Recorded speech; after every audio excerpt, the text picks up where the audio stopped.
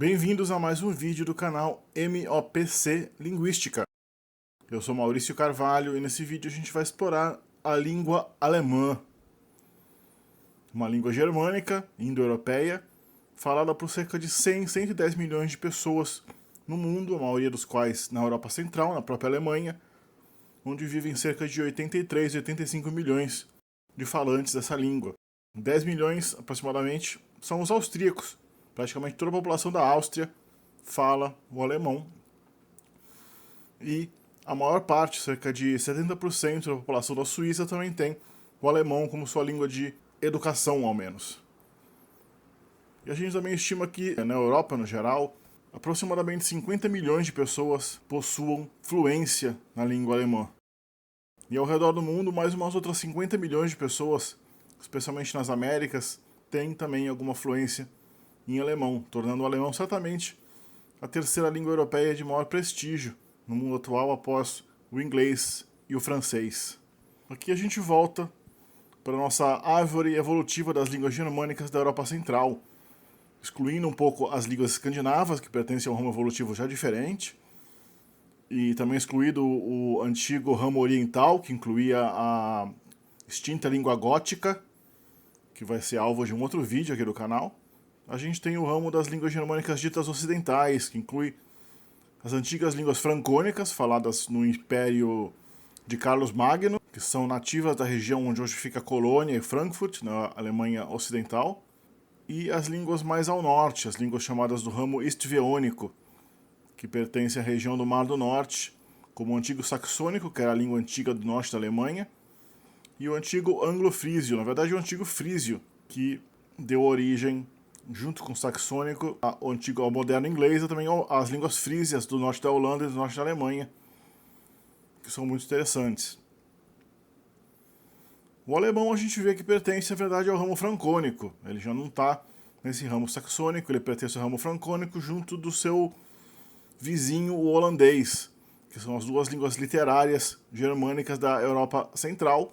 Todas as outras línguas foram relegadas ao status de uma língua meramente falada, uma língua regional, uma língua cultivada apenas no seio da família, da comunicação informal, ao passo que, desde a Idade Média, desde o final da Antiguidade, desde pelo menos a época do Império de Carlos Magno, no ano 800 d.C., uma forma de francônico médio, essa região, como eu disse, onde hoje é Colônia, onde hoje é Frankfurt, a própria palavra Frankfurt, a cidade de Frankfurt, remete ao forte dos francos.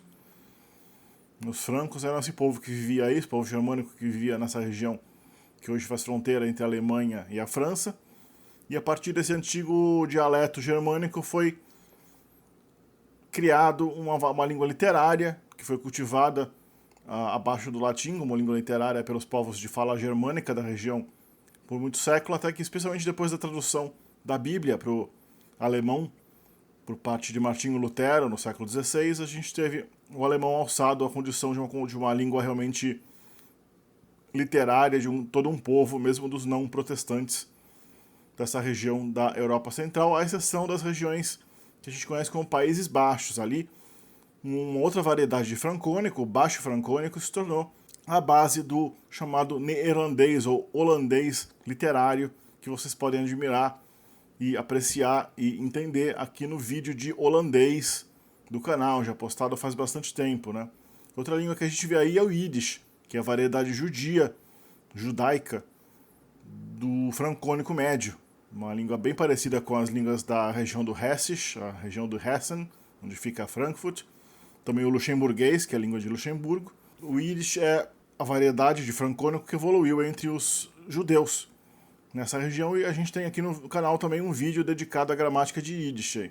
E a gente vê também o Hunsrück brasileiro, que é uma variedade de francônico falada aqui no Rio Grande do Sul e Santa Catarina por milhares e milhares de pessoas. Já o pomerano, que também é falado no Brasil, especialmente no Espírito Santo, mas também no sul do Brasil, a gente vê que pertence ao ramo lá do antigo saxônico. É uma forma de saxônico antigo, pertencendo a outra variedade de germânico. A gente vê que as línguas germânicas da Europa Central estão divididas entre línguas que eu chamo de Wasser e Vater, como a palavra água evoluiu em cada um desses grupos. Essas línguas do ramo Wasser são faladas são de origem do sul, centro e sul da Alemanha. As línguas Wasser passaram por uma chamada fricativização, ou lenição, ou seja, sons duros como T viraram seus equivalentes mais moles, como S. Então, o antigo germânico Vater, no sul da Alemanha, virou Wasser. É por isso que em alemão, que é baseado num dialeto aí da região da Alemanha mais ao sul, né, mais na região central, meridional da Alemanha, bem como no próprio bávaro também, a palavra água é Wasser. Já no inglês, no pomerano aqui do Brasil, no baixo saxônico, nas línguas escandinavas também, a palavra Vater preservou seu T. Intermediária a gente tem Vater, e não Wasser. Outras consoantes também ficaram inalteradas nas línguas do norte. Por exemplo, a gente tem ship no inglês, a gente tem skip no holandês, a gente tem ship no sueco, a gente tem skip no dinamarquês, mas a gente tem schiff no alemão. Aí o P final virou F no alemão. Isso foi a lenição das línguas do sul da Alemanha. Só o alemão padrão aqui é a única língua literária que descende desse grupo de línguas mais ao sul. Antes de continuar com o vídeo, não se esqueça de explorar aqui no nosso canal a nossa coleção de vídeos de linguística. A gente já tem vídeos descrevendo literalmente centenas de línguas do mundo, línguas como Ainu, javanês, línguas indígenas do Brasil, línguas africanas, línguas antigas do Oriente Médio, sistemas de escrita, tópicos de linguística científica também, cobertos aqui no canal. Dê uma olhada, né? Se você gostar, se inscreve no canal. E também não deixe de considerar uma contribuição para o canal através do Apoia-se, para você ajudar a divulgação aqui da ciência, da cultura, do conhecimento de forma gratuita na internet. Se você quiser uma contribuição também por código QR, aí está o código QR aqui do canal. A língua alemã é uma língua predominantemente SVO, mas também pode ser analisada como SOV. Os linguistas eles não têm muita certeza quanto ela varia entre os dois no geral. Ou seja, sujeito, verbo, objeto, ou às vezes ela é sujeito, objeto, verbo. Às vezes ela é ambos ao mesmo tempo. É possível que um verbo vá... Uma frase que tem dois verbos, tem um verbo no meio e um verbo no final ao mesmo tempo. E o sintagma nominal do alemão é dan, ou seja, determinante, adjetivo, nome. Como é típico das línguas germânicas também. O alemão tem 3 gêneros, masculino, feminino e neutro, que ela herdou do antigo indo-europeu, um sistema tipicamente indo-europeu, e mantém uma declinação também herdada do antigo indo-europeu, contudo apenas 4 casos. Na fonética, o alemão é uma língua tipicamente germânica, ela tem uma abundância de vogais, muito interessante, inclusive as vogais dianteiras arredondadas como U e Ö, que são típicas das línguas germânicas. Ela tem uma abundância de sons fricativos também, justamente fruto daquela lenição das línguas do sul da Alemanha, que eu já falei antes. Então ela tem sons como ich, representado pelo CH, sons como sh e pf. No alemão, o R final da sílaba ele tende a meio que desaparecer, deixando meramente uma coloração de R no final da vogal, quase como se ele virasse um A, com uma rabeira de R. Então, por exemplo, aí, M-I-R, Mia, T-I-E-R, das tia, o animal, tia. Pulando para a gramática, a gente tem aqui a tabela dos pronomes em alemão. O alemão é curioso porque ele é mais conservador que a maioria das línguas germânicas, então, entre outras coisas, ele preserva a distinção entre o pronome objeto acusativo e dativo. Ele tem 2 formas de pronome oblíquo. Na primeira coluna a gente vê os pronomes no nominativo, que é a forma básica, que é usada como sujeito da oração. Ich, eu, du é você, er, sie, es é ele, ela e neutro, né, o he, she, it do alemão. Wir é nós, ihr é vocês e sie é eles. Esse sie com S maiúsculo é pronunciado e flexionado exatamente igual ao pronome de terceira pessoa do plural, mas ele tem um significado de segunda pessoa polida. Quando você fala com alguém que merece algum respeito superior, né, uma situação um pouco mais formal, você não usa o du nem o ir, você usa o zi, tanto no singular quanto no plural, equivale ao nosso o senhor, a senhora, ou os senhores, as senhoras. As formas oblíquas são a forma acusativa e a forma dativa. A forma acusativa tipicamente é usada como objeto direto do verbo. Como ele me viu, hat mich gesehen. Já a forma dativa é o objeto indireto, aquele que recebe alguma doação. Hat mir Geld gegeben. Ele me deu dinheiro. Pulando aqui para o verbo ser. O verbo ser estar do alemão, que é o verbo no infinitivo sein. Ich bin, du bist, ist, wir sind, ihr seid, sie sind. No presente. No passado, ich war, du warst, er war, wir waren, ihr wart, sie waren. Ich bin é eu sou, eu estou, ich war é eu era, eu fui, eu estava. E aqui o verbo haben, o verbo ter. Ich habe, du hast, hat, wir haben, ihr habt, sie haben. No passado, ich hatte, du hattest, hatte, wir hatten, ihr hattet, sie hatten. Portanto, eu tenho, eu tinha, etc. Aqui mais um verbo importante, aqui já é um verbo modal. O verbo modal können, que é o verbo poder, conseguir. Cognato do can, do inglês. Ich kann, eu posso, eu consigo. Ich konnte, eu pude, eu conseguia. Esse verbo é muito usado também no passado, chamado de conjuntivo, onde o passado ganha um trema, né, e vira könnte, que é eu poderia, indica uma coisa mais hipotética. Aqui o verbo wollen, o verbo querer. Ich will, eu quero. Du willst, você quer. Er will, ele quer. No passado, ich wollte, du wolltest, eu quis, eu queria. Mais alguns verbos modais importantes do alemão são müssen, que é o verbo que indica a obrigação. Ich muss, eu preciso, eu tenho que, eu devo. No passado, musste, também tem um passado conjuntivo müsste. Mögen é um verbo que é mais usado no presente ich mag, do magst, eu mag. No presente, geralmente, ele significa eu gosto. No passado, especialmente no passado conjuntivo, a gente coloca o trema em cima do passado, tem möchte. Aí é bastante usado para indicar quando você está dizendo que você quer alguma coisa, mas está dizendo aquilo com polidez, né? Que você gostaria de alguma coisa. Ich möchte. Eu gostaria de um copo d'água, por exemplo. É um pedido polido, educado. O verbo dürfen indica o poder de permissão. Ich darf, eu posso. Né? Darf ich ausgehen, posso sair. Darf ich das Fenster öffnen, posso abrir a janela. Você está pedindo permissão. Ó.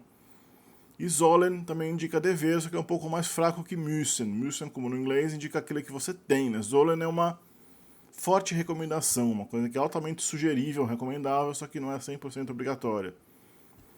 Aqui a gente vê um verbo regular típico do alemão para ilustrar como é o paradigma verbal normal, geral, da maioria dos verbos em alemão. O verbo zeigen, que é o verbo mostrar. Ich zeige, eu mostro. Du zeigst, zeigt. Wir zeigen, ihr zeigt, sie zeigen. No passado, zeigte, zeigtest, zeigte, zeigten, zeigtet, zeigten. E tem também o muito utilizado particípio passado, gezeigt, que equivale a mostrado, só que no alemão isso é muito usado porque geralmente o verbo no passado não usa esse passado simples que está aí. Esse passado simples ele é usado um pouco menos que o passado composto, que é feito de um auxiliar, que tipicamente é o verbo haben, ou às vezes o verbo sein, dependendo do verbo, mas seguido do particípio passado. Então, por exemplo, eu mostrei a cidade para ele, fica Ich habe ihm die Stadt gezeigt. Literalmente, eu tenho ihm, que é para ele, é lhe, né? O ihm a gente viu no quadro de pronomes, ihm.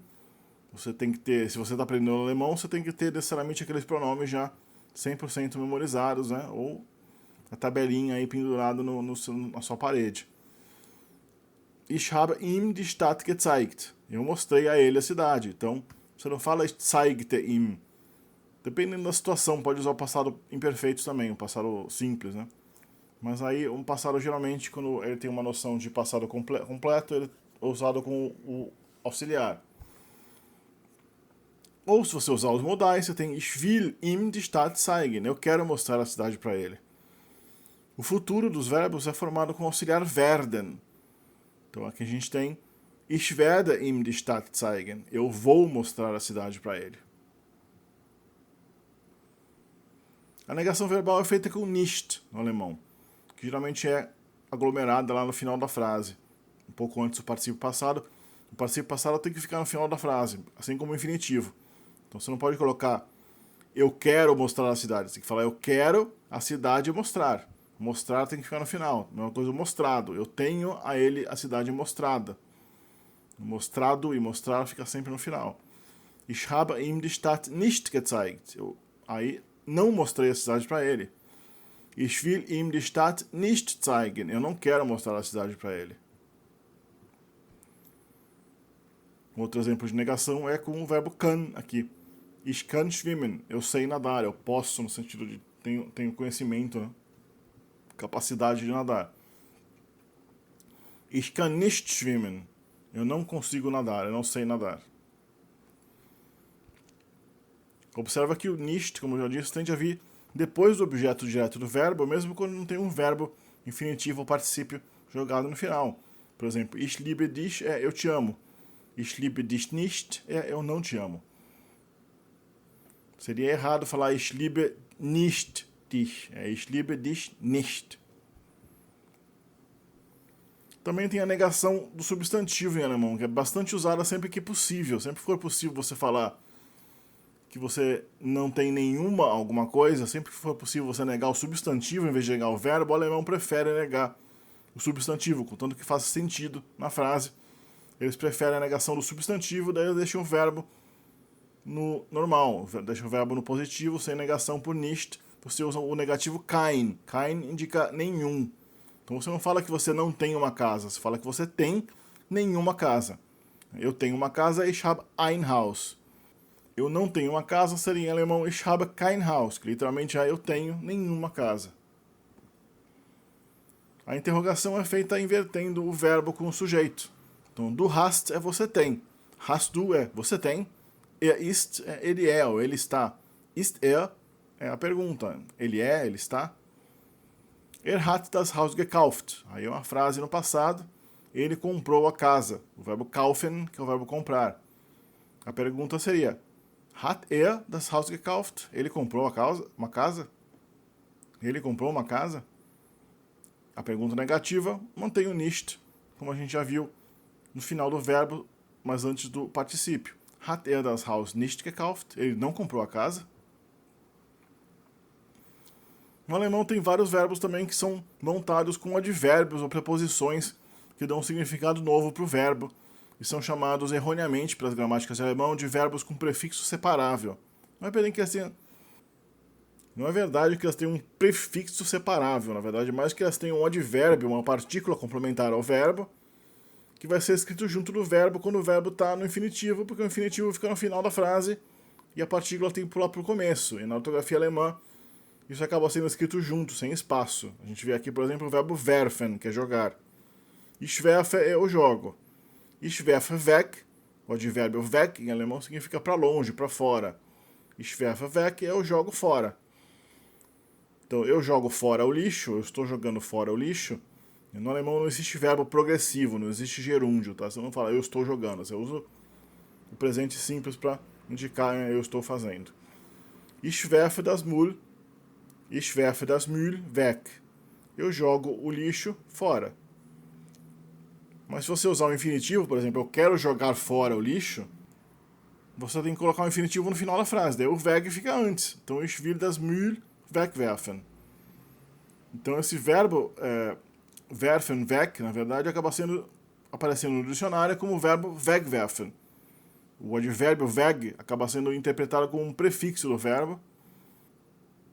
E claro que isso é uma coisa que leva mais a erros do que a acertos, porque ele não é um prefixo do verbo, é só um advérbio que está aí, pode estar antes ou depois do verbo, dependendo das regras de posição do alemão, né? Esse tipo de verbo equivale, na verdade, aos verbos chamados de phrasal verbs do inglês. Os phrasal verbs do inglês tem isso aqui no phrasal verb do inglês, a partícula que é associada ao verbo, ela sempre vem depois do verbo, porque o inglês não tem essa regra de você jogar o infinitivo no final. Então, o inglês não precisa colocar a partícula antes do verbo. O sintagma nominal em alemão é DAN, como já falei, determinante, adjetivo, nome. Das große Haus, a grande casa. No plural, die großen Häuser, as grandes casas. O alemão tem 3 gêneros gramaticais, o masculino, o feminino e o neutro. Por exemplo, Stern é estrela, pertence ao ramo, pertence ao gênero masculino, der Stern. Trabalho é uma palavra que pertence ao gênero feminino, die Arbeit. E Dach, que é teto, pertence ao gênero neutro, portanto leva das. Então a gente tem der Stern, die Arbeit, das Dach. O plural dos substantivos é bastante irregular no alemão, então geralmente quando você aprende um substantivo alemão, você tem que automaticamente prestar atenção em qual é o gênero dele, porque o gênero nem sempre é deduzível a partir da palavra, não tem assim, uma terminação que seja 100% associada a um gênero. E o plural também muitas vezes é imprevisível. No caso de Stern, a gente tem Sterne. No caso de Arbeit, a gente tem Arbeiten. E no caso de Dach, a gente tem o plural Dächer. Der Stern, die Sterne. Die Arbeit, die Arbeiten. Das Dach, die Dächer. Observa que o artigo definido no plural é igual para todos os gêneros. Aliás, no alemão não existe gênero plural. No plural, qualquer que seja o plural do alemão, qualquer aspecto do plural, no plural em alemão não existe gênero. É como se o plural fosse em si um quarto gênero da língua. Você esquece se a palavra no singular é masculina, não interessa. Quando ela está no plural, ela perde a distinção de gênero. E o alemão, além disso, tem a declinação, que no alemão moderno é uma coisa que afeta quase sempre apenas os artigos e um pouquinho os adjetivos. O substantivo fica quase que intacto pela declinação, ao contrário do que acontece nas línguas eslavas, o que acontecia nas línguas germânicas antigas, o que acontecia no latim. O substantivo em si não se declina muito, você se preocupa mais em declinar os artigos. Então, por exemplo, a palavra Stern no masculino, der Stern, a gente já viu. No acusativo, que é o complemento do objeto direto do verbo, né, fica den Stern.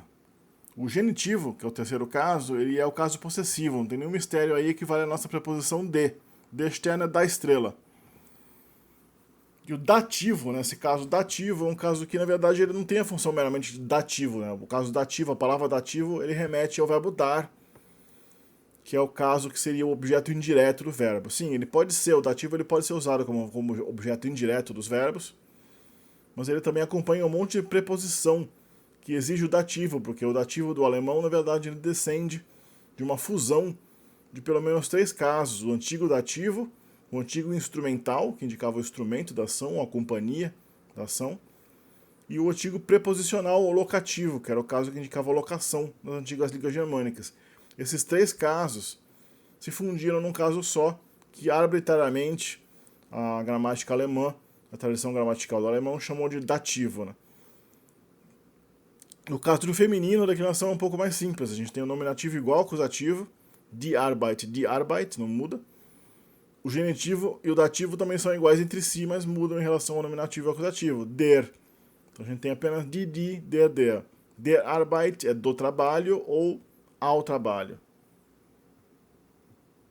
Aqui a gente vê como era a declinação no proto-germânico.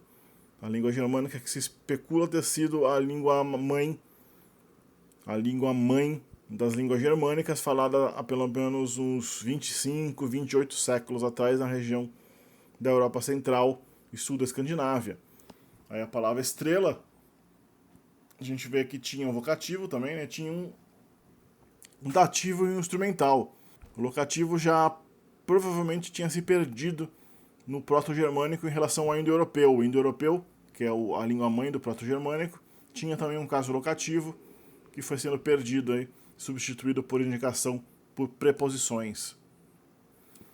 No plural, a gente tem, como eu já disse, uma indistinção de gênero. Não interessa qual é o gênero do singular, no plural fica o artigo e todas as regras de formação do plural e da declinação do plural são, assim, tem o gênero como uma categoria irrelevante, né? Die Sterne, as estrelas, die Arbeiter, os trabalhos.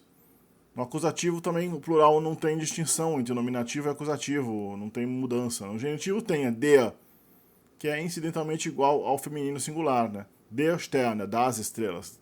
Der Arbeiten, dos trabalhos. Já o dativo plural é den.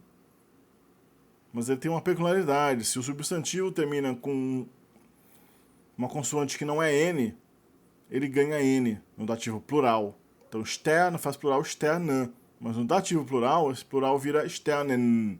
Já Arbeiten tem um plural que já termina com N. Então, ele não ganha um N adicional nesse caso. O substantivo dar, que a gente viu antes, que é a palavra teto, tem um plural Dächer. Mas no dativo plural, ele fica Dächern. Dächern. Ele ganha um N além desse R final que ele tem, porque ele faz o plural com R e o N é colocado depois no dativo plural. Aqui a gente viu o substantivo declinado junto de um adjetivo, além do artigo definido. Então a gente vê der weiße Stern, a estrela branca. No acusativo, den weißen Stern. No genitivo, des weißen Sternes. E no dativo, dem weißen Stern. No feminino, die schwere Arbeit, o trabalho pesado. Die schwere Arbeit, no acusativo. Já no dativo e no genitivo, a gente tem der schweren Arbeit. Então a gente vê que quando o artigo definido sofre uma mutação, por causa da declinação, o adjetivo ganha um N adicional. Além do Ezinho que ele já ganha por estar dentro do sintagma nominal, ele ganha aí, no caso, um N adicional, porque o determinante dele sofreu uma mutação. Mas, se o determinante não tiver a marcação de gênero, e caso colada nele mesmo, essa terminação pula para o adjetivo. Então a gente viu aqui, estrela branca, der weiße Stern, como está aí na primeira coluna, der. A terminação masculina, er, que é igual ao pronome né, ele, está ali pulada, grudada no artigo. Então a gente já tem a terminação no artigo. No artigo indefinido do alemão, é ein. É o artigo ein. Ele não tem o Rzinho no final, não é einer, é ein só. Então o ER do masculino pula para o adjetivo. Uma estrela branca fica ein weißer Stern. Veja que interessante. Né? Já no acusativo, tudo bem, porque daí o artigo indefinido ganha o N. Daí esse N é a marcação de acusativo masculino e o adjetivo ganha EN porque o determinante dele já sofreu uma mutação. E no resto fica tudo bem, é tranquilo. Agora, se a gente não tivesse nenhum artigo, por exemplo, no dativo, se a gente tiver um dativo sem nenhum determinante, só um adjetivo, um substantivo, esse M, que a gente vê em einem, in dem, no dativo singular, do masculino e do neutro, esse M vai pular para o adjetivo. Então, se a gente falar com estrela branca, fica mit weißem Stern. Então, alguns determinantes têm em si já a terminação de caso e gênero colada neles mesmos. A gente já viu o artigo definido, der, die, das. Tem também dieser, diese e dieses, que significa este, essa. Jener, que é aquele. Solcher, que é tal. Welcher, que é qual. Mas tem os determinantes que não têm terminação, que são principalmente o ein e o kein. O artigo indefinido positivo e o artigo indefinido negativo, que a gente já viu antes, que significa nenhum, kein. Kein é nenhum. E também os possessivos pessoais. Os possessivos pessoais têm essa mesma peculiaridade, eles não levam no nominativo a terminação do gênero. Então, o adjetivo é que vai levar essa terminação quando eles aparecem. Alguns exemplos aqui. Das Dach, o teto. Das rote Dach, o teto vermelho. Ein rotes Dach. Aí, a gente usou ein, o ein não tem a terminação com S, que marca o gênero neutro, então esse S pulou para o adjetivo. Mas no dativo, auf dem roten Dach, aí tudo bem, o artigo dem está carregando o M, que marca o dativo neutro singular, então o adjetivo só ganha EN porque o artigo ganhou uma modificação, mas está levando a marcação de gênero. Mesma coisa com o artigo indefinido, auf einem roten Dach. No plural, die roten Dächer. O artigo foi para o plural, então o adjetivo ganhou EN. Meine roten Dächer. Meus tetos vermelhos. Auf meinen roten Dächern. Sobre os meus tetos vermelhos. A formação do plural, como eu já disse, é bastante irregular no alemão. ela depende do gênero, até certa parte, até certo ponto, ela depende mais ou menos do gênero da palavra. Você tem que levar em consideração, sim, o gênero do substantivo ao tentar imaginar qual é o plural daquela palavra, embora, na verdade, o melhor seja memorizar, junto com o singular, qual é o plural. O plural mais comum do masculino de longe é o plural com E no final. Se a palavra tem as vogais que podem receber trema, geralmente ele recebe o trema. Então, no caso aí, Schritt é passo, Schritte são passos. Mas I não recebe trema, não tem o que mudar. Já Ausgang é saída. A vogal A pode ganhar trema, né? Então fica der Ausgang, a saída, die Ausgänge, as saídas. Algumas palavras que terminam com EL e são masculinas também fazem o plural meramente com trema, sem terminação nenhuma. Der Mantel, que é uma capa, die Mäntel, as capas, uma capa de chuva, né? A palavra man faz o plural com trema e com ER no final, Männer. Algumas palavras terminam especialmente com EL e ER, não mudam nada no plural. Der Spiegel, o espelho, die Spiegel. Der Spieler, o jogador, die Spieler, os jogadores. As palavras masculinas que terminam com E, geralmente fazem o plural com N. Essas palavras são curiosas porque elas não só ganham o N no plural, mas também ganham o N em todos os casos oblíquos do singular. No acusativo, no dativo e no genitivo também, elas levam só N e nunca levam S. Então, den Affen, des Affen e dem Affen. No caso aí, Affe é macaco.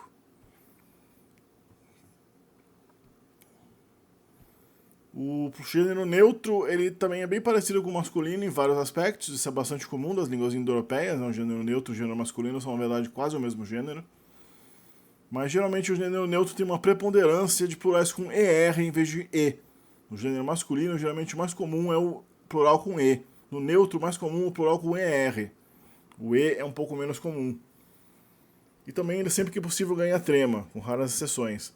Das Dach, a gente já viu, de Dächer, o teto, os tetos. Das Feld, o campo, de Felder, os campos. Das Ding, a coisa, de Dinge, as coisas. Das Ziel, o objetivo, o alvo, de Ziele. Aí ganhou só um E, né? Das Gehirn, o cérebro, de Gehirne. Das Zimmer, de Zimmer. Aí não ganha nada no plural, porque geralmente a palavra que termina com ER, seja masculina ou neutra, assim como EL, né, a gente já viu, não muda no plural. Das Gebäude é interessante que é uma palavra derivada de verbo, né, bauen, que é construir.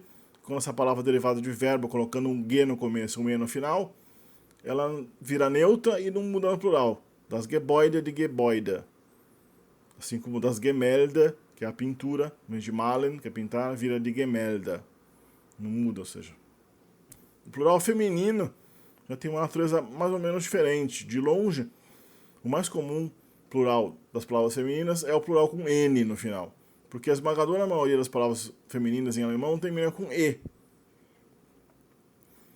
Se a palavra termina com E em alemão, ela tem mais ou menos 98% de chance de ser uma palavra feminina. A gente já viu Affe, que é uma palavra masculina, mas é uma exceção. A maioria das palavras terminadas em E é do gênero feminino. E daí, quando ela é feminina terminada em E, 100% de chance de ela ter o plural com N. Kerze, a vela. De Kerzen, as velas. Vela de cera, né? De Erbse, é ervilha. De Erbsen são as ervilhas. As ervilhas. De Zwiebel, aí a gente tem um feminino terminado com el. Se fosse masculino, a palavra terminada com el não ia ganhar nada no final. Mas como uma palavra feminina, a palavra feminina terminada com el, geralmente ganha N. De Zwiebel, de Zwiebeln. A cebola, as cebolas. Algumas palavras femininas não terminam com E, mas ganham EN mesmo assim, como die Welt, o mundo, die Welten, os mundos. E tem também algumas palavras femininas, um grupo não muito grande de palavras que ganha um trema mais um E no final, como se elas fossem palavras masculinas. Elas têm um comportamento similar à palavra masculina na sua formação no plural. E devem ser aproximadamente umas 12, 15 palavras. Eu coloquei aqui só as principais. Hand vira Hände, mão, mãos. Wand, que é parede, vira Wände. Kraft, que é força, vira Kräfte. Maus, que é camundongo, ratinho, vira Mäuse. Também existem um monte de sufixos femininos, como é típico das línguas europeias, né? Sufixos que indicam ação ou substantivo abstrato, né? Como dade, ou ação, ou ição, ou esa, que são os sufixos que formam substantivos abstratos a partir de verbos, adjetivos. Eles são femininos por natureza, então o sufixo em si tem um gênero, como no português, né? O sufixo dade sempre é feminino. Da mesma maneira como o sufixo heit, kite, também sempre é feminino no alemão. Mesma coisa ung, que é um sufixo que forma ação, substantivo de ação. Schaft, que funciona como uma espécie de coletivo ou também abstrato. E os sufixos latinos ion e ent também entram nessa dança. Die Wohnung é o apartamento. Die Wohnungen, os apartamentos. Die Wahrheit, a verdade. Die Wahrheiten, as verdades. Die Schwierigkeit, a dificuldade. Die Schwierigkeiten, as dificuldades. Die Wissenschaft, a ciência. Die Wissenschaften, as ciências. Die Funktion, a função. Die Funktionen. Die Konsistenz, die Konsistenzen. Dando uma olhada nas preposições em alemão, como eu já disse na hora da declinação, as preposições exigem um daqueles casos, né? Nunca exige o nominativo, é claro, ela sempre exige um caso oblíquo, geralmente é o dativo ou o acusativo, mais comumente. Algumas preposições elas podem até variar o significado delas de acordo com que caso elas exigem, uma coisa que é bastante típica do indo-europeu. O latim também possuía isso, os eslavos, o grego tem essa característica. Por exemplo, a preposição in, que é a preposição locativa, que indica dentro de, quando ela pede o dativo, ela significa que aquilo está em repouso dentro de algum lugar. Mas quando ela pede o acusativo, ela indica um movimento para dentro daquele lugar. Mesma coisa com auf, que é sobre, mas auf com acusativo indica movimento para a superfície de alguma coisa. An, que indica uma posição assim abstrata, genérica, pertinho de alguma coisa, ou dentro de uma função, assim. Também a mesma coisa. Quando é dativo, ele indica repouso, e quando é acusativo, ele indica movimento. Tem outras preposições que também têm esse comportamento. Elas podem exigir dativo ou acusativo. Dependendo de se, elas indicam movimento ou repouso. Vor, que é antes ou na frente de. Hinter, que é atrás. Zwischen, que é entre. Unter, que é embaixo. Neben, que é perto, do lado. Algumas preposições só exigem acusativo. Só tem um complemento no acusativo sempre. Für, que indica por, posição que indica afeto, efeito, né? Não é efeito em favor de alguém. Gegen, que é contra. Ohne, que é sem. Durch, que é através de. Que é ao redor de. E algumas preposições sempre exigem o dativo. Zu, que indica direção para. Aus, que indica de no sentido de origem. Eu venho de Berlim, ich komme aus Berlin. Mit, que é com. Von, que é de. É curioso que von ele tem um conflito com o caso genitivo, né? A gente sabe que o alemão ainda tem aquele caso genitivo que a gente viu na declinação, que tem basicamente o mesmo significado da preposição von. E às vezes o von entra no lugar do acusativo, do genitivo, e briga com ele pela mesma função, basicamente, de indicar posse, de indicar von de possessão. Bei, que é perto de, e nach, que pode significar tanto para algum lugar, no sentido de movimento para algum lugar, ou depois de algum lugar, depois de alguém, depois de alguma coisa. Os interrogativos no alemão são was, wer, sendo que wer se declina. Wer é o nominativo, no acusativo é wenn e no dativo é wem. Wo, que é onde, que tem também as variações, é woher, que é de onde, e wohin, que é para onde. Wie, que é como, wann, quando, welcher, qual, wie viel, que é quanto, e warum, que é porquê. O porquê de resposta no alemão é weil. Uma peculiaridade das línguas germânicas antigas, né, que é preservada bastante no alemão moderno ainda, como no holandês também, é que na oração subordinada os verbos todos ficam jogados no final. A gente já viu que na oração normal, no final só é jogado o infinitivo e o particípio passado. O verbo auxiliar, o verbo conjugado, ele fica na posição segunda ali, no meio, sanduichado entre o sujeito e o objeto. Mas quando essa frase vira uma frase subordinada, o próprio auxiliar é jogado para depois até mesmo do participio passado ou depois do infinitivo. Então é jogado para o final extremo da frase. Então a gente vê a frase aqui, como a gente já viu no começo do vídeo. Ich habe ihm die Stadt gezeigt. Literalmente, eu tenho-lhe a cidade mostrado. Eu mostrei a cidade para ele. O habe aí está sublinhado, é o auxiliar eu tenho, né? Ele está na segunda posição, depois do sujeito ich. Mas se você falar que eles sabem que eu mostrei a cidade para ele, daí o que eu mostrei a cidade para ele vira uma oração subordinada. Eles sabem que eu mostrei. Daí o haben tem que ser jogado para o final. Você não pode falar Sie wissen, dass ich habe ihm die Stadt gezeigt. Não. Sie wissen, dass ich ihm die Stadt gezeigt habe.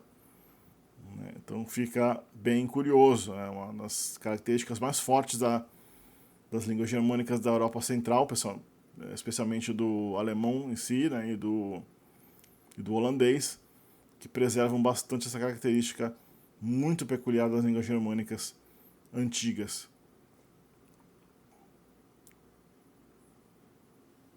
Eu espero que esse vídeo tenha sido bastante esclarecedor para vocês.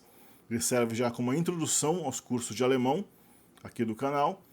Então, por favor, quem quiser fazer um curso de alemão, que anote tudo que está aqui claramente, absorva todo o conteúdo passado nesse vídeo, que já serve como uma base bem sólida para construir uma fluência em alemão bem rapidamente, em questão de poucos meses, se você realmente usar o material aqui sugerido no canal e seguir os cursos que eu recomendo. Não se esqueça de, se você realmente gostou do vídeo, deixar o seu like. Se você realmente gostou do canal, de se inscrever aqui no canal. Se não, não se inscreva, não precisa. E considere uma contribuição para o canal através do Apoia-se. E a gente se vê no próximo vídeo.